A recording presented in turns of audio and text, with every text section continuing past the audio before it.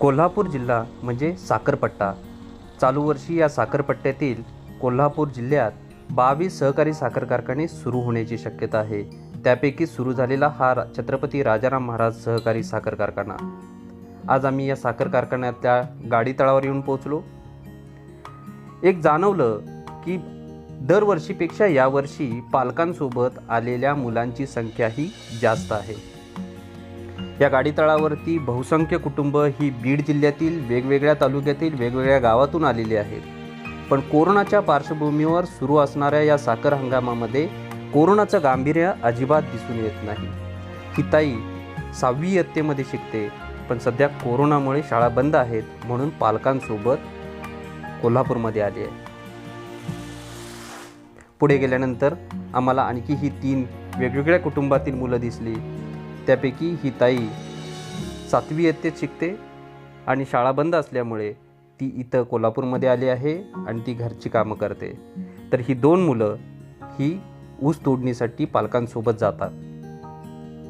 शाळा सुरू नाही आहे म्हणून आम्ही इकडं आलो आहोत, पण शाळा सुरू झाली तर आम्ही पुन्हा आमच्या गावी जाण्याचा विचार करू, असे ही मुलं मात्र नक्की सांगतायत.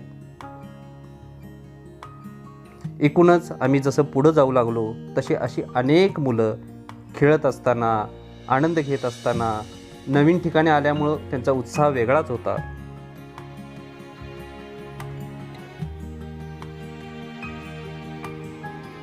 एकूणच बीड जिल्ह्यातील मोठ्या संख्येने येणारी ही कुटुंब आणि त्यांच्यासोबत असणाऱ्या मुलांच्या काळजी, संरक्षण, विकास, शिक्षण या सगळ्याच बाबींच्या दृष्टीने विचार करण्याची आवश्यकता आहे.